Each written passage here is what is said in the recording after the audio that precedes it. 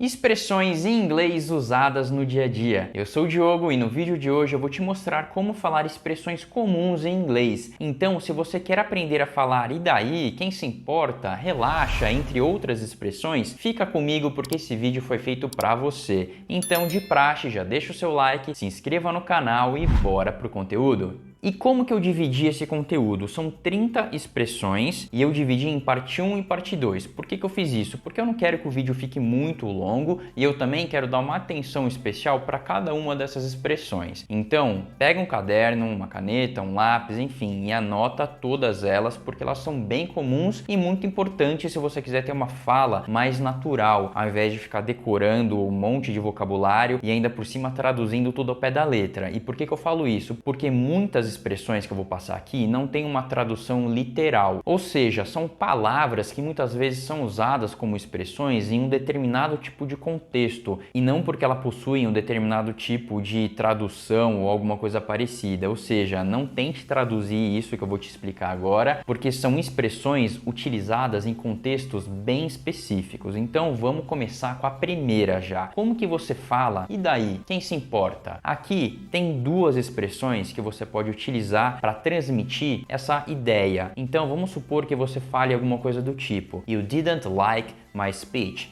Who cares? You didn't like my speech. So what?". Então aqui você não gostou do meu discurso. E daí? Quem se importa? Então as expressões so what ou who cares passam essa ideia de e daí? Quem se importa? Agora imagine a seguinte situação. Você está aí com um amigo, com uma amiga e você viu que essa pessoa acabou de fazer uma coisa errada e você já tinha avisado isso para ela ou para ele. Aí você pega e fala: "Olha, eu te avisei, viu?". Como que você fala isso em inglês? Esse "eu te avisei, viu?", com essa entonação, essa ênfase. Você vai falar "I told you so". Eu te avisei. Então esse I told you so, ele passa essa ideia de que você avisou que algo iria acontecer e a pessoa foi lá, fez, e agora você está ali reforçando essa ideia. Te avisei, viu? A próxima expressão também é bem comum e muito falada. Então vamos supor que alguém chega e fala assim: "Olha, até onde eu sei, ele está viajando". Vamos supor que alguém chegou e perguntou: "E aí, cadê ele?". E você pega e fala alguma coisa desse tipo. Como que você fala esse "até onde eu sei"? Então fica da seguinte maneira: "As far as I know, he is still traveling". Então, até onde eu sei, ele ainda está viajando. Perceba aqui que não tem uma tradução muito literal, né? Como eu já tinha comentado anteriormente. A próxima expressão é bem interessante, porque ela é bem comum, tanto no português como em inglês, que é a expressão ainda não. Vamos supor que alguém pergunta alguma coisa para você: "Ah, você já fez tal coisa?", e você pega "Ah, ainda não". Então, como que você fala esse ainda não? Ela não tem uma tradução tão literal assim, é a expressão not yet. E como que você pode utilizar em uma frase? I am not yet fluent in Spanish. Então eu ainda não sou fluente em espanhol. Perceba aqui que esse not yet não tem uma construção tão semelhante à do português. Seria uma espécie de não ainda, ao invés de ainda não, como a gente fala no português. Mas é como eu te falei, é assim que é utilizado e você precisa se acostumar com o uso dessas expressões, ao invés de ficar traduzindo tudo do português para o inglês. Porque se você fizer isso aí, você vai chegar numa expressão que ninguém fala. E a próxima expressão, ela também passa uma ideia muito semelhante como a anterior, do not yet, ou seja, ela tem um contexto, ela é usada de uma maneira em inglês, enquanto que no português a gente acaba usando de uma outra forma. Então vamos supor que você trabalha numa determinada empresa, num local, e uma pessoa chega e fala: "Cadê fulano?". E você fala: fulano não trabalha mais aqui". Como que você fala esse "não trabalha mais aqui", essa ideia em inglês? Você vai utilizar a palavra anymore. Então, he doesn't work here anymore. Ele não trabalha mais aqui. Perceba que o anymore vai lá no final da frase, enquanto que essa ideia de mais que a gente coloca fica no meio da frase do português. Ele não trabalha mais aqui, enquanto que no inglês fica tudo lá no final da frase. Agora, essa próxima expressão, que não é bem uma expressão, mas é uma frase bem comum tanto no português quanto no inglês. Então, imagina que alguém chega para você e fala: "Olha, você vai viajar amanhã?". E você fala: depende do tempo, do clima, né? Se vai estar chovendo ou não". Como que você fala esse "depende do clima" em inglês? É da seguinte maneira: "It depends on the weather". Então, depende do clima, do tempo. Então, it depends on. Então, sempre vai ter essa estrutura. It depends on. Então, toda vez que você quiser falar que alguma coisa depende de algo, você vai falar dessa maneira: it depends on. Então, você vai precisar utilizar o pronome it e você vai precisar também usar on depois para dar essa ideia. It depends on. Agora, vamos supor que chega uma pessoa totalmente intrometida, perguntando um monte de coisa sobre a sua vida pessoal, sobre o que você está fazendo, e você fala, ô, calma aí, isso não é da sua conta. Como que você fala isso não é da sua conta em inglês? Você vai falar da seguinte maneira, it's none of your business, não é da sua conta. As duas próximas expressões passam uma ideia muito semelhante, que é a ideia de eu não me importo. Como que você fala isso, eu não me importo? Vamos supor que alguém pergunta alguma coisa para você e você fala, não me importo. Tem duas formas de falar isso em inglês, I don't care e I don't mind, mas elas possuem conotação diferente. Então eu vou colocar duas frases aqui bem parecidas utilizando cada uma dessas expressões. I don't care if you go out tonight. I don't mind if you go out tonight. Então eu não me importo se você sair hoje à noite. Tem dois sentidos diferentes aqui. Porque quando você fala I don't care, você tá meio que falando assim, olha, você pode sair, eu não me importo. Meio rude, provavelmente você tá bravo com a pessoa e você quer passar essa ideia. Pode fazer o que você quiser que eu não tô nem aí. Então ela tem essa conotação um pouco rude. I don't mind já não passa a mesma ideia. Quando você fala I don't mind if you go out tonight, você tá querendo falar, não, tranquilo, beleza, pode sair hoje, tá tudo bem. Então você não tá com rusga com a pessoa, você não tá brigado com a pessoa, você simplesmente tá falando, não, tranquilo, de boa você sair. Então essas expressões passam uma ideia semelhante de você não se importar com alguma coisa, só que com conotações diferentes. Uma você vai estar ali um pouco mais bravo com a pessoa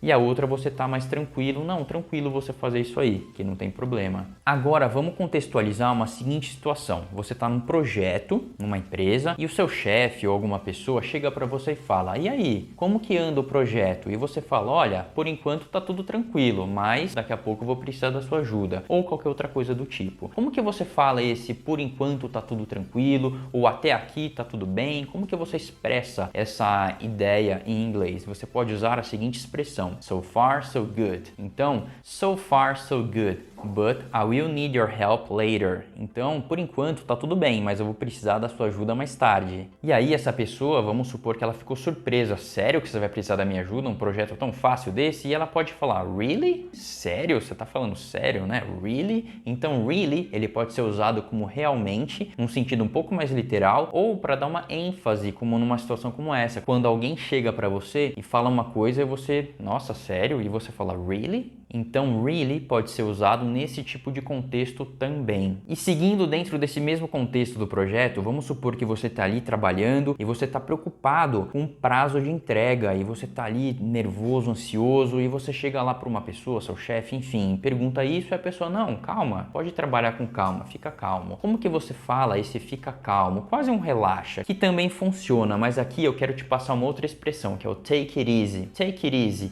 we have plenty of time. Fica calmo, fica tranquilo, a gente tem tempo suficiente. Repara aqui que take it easy, eu não estou falando take it easy, que não é errado, mas a sonoridade dessa expressão que você vai ouvir de pessoas, de nativos, enfim, vai ser take it easy, vai ter esse som aqui junto do T, do it com o I, do easy. Então fica take it easy, esse som que você vai ouvir e é o som que eu recomendo que você faça também, caso você venha a falar essa expressão. Uma segunda resposta que esse chefe ou essa pessoa poderia te dar dentro desse mesmo contexto é falar, não, ó, sem pressa. Como que é esse sem pressa? Enfim, ou faz aí no seu tempo, pode ficar tranquilo, faz dentro do tempo que você conseguir. Enfim, tem uma outra expressão muito comum que é take your time. Então você poderia ouvir como resposta, take your time, we still have the whole week to finish this project. Então fica tranquilo, fica calmo que a gente ainda tem a semana inteira para terminar esse projeto. Então take your time. Você pode usar essa expressão para falar para uma pessoa, não, fica tranquilo, faz aí no seu tempo, take your time. E vamos supor que você se espantou com essa resposta. Nossa, como assim take your time? Como assim? Eu achei que eu estava super atrasado com o meu projeto. E você pode falar, você tem certeza disso? Como que você falaria isso dentro desse contexto? Você poderia virar para essa pessoa e falar, are you sure? Então repare aqui que esse are you sure, eu estou usando o verbo to be. O que é o verbo to be? Eu já fiz um conteúdo sobre isso, vou deixar até um card aqui para você assistir esse vídeo mais tarde, mas basicamente ele é o ser ou estar, passe essa ideia. Então repare aqui que no português a gente acaba falando você tem certeza usando o verbo ter, enquanto que no inglês a gente não vai usar o verbo to have para passar a mesma mensagem. Por isso que eu falei que não faz sentido traduzir tudo ao pé da letra. Aqui é uma expressão, are you sure? Você tem certeza? empresa e simplesmente ela é usada dentro desse tipo de contexto. E aí você pode falar, nossa, mas como que eu vou memorizar isso? Como que eu vou absorver todas essas expressões? E é uma coisa que eu falo sempre, a melhor forma de você absorver essas expressões é consumindo conteúdo, porque fazendo isso você vai ver e ouvir essas expressões sendo utilizadas em vários contextos e aos poucos você começa a se acostumar com o uso delas. E aí vai ficar muito normal e natural você também utilizar essas expressões. E para te ajudar nesse trabalho de estudar inglês consumindo conteúdo, eu preparei um e-book que é totalmente gratuito, que está no primeiro link da descrição desse vídeo, e é um material que eu te ensino a estudar inglês totalmente por conta e utilizando materiais e recursos que você já possui. Então não deixe de conferir o material que ficou bem legal. E se esse vídeo fez sentido para você, te ajudou nos seus estudos, não deixa de dar aquele like, se inscrever no canal,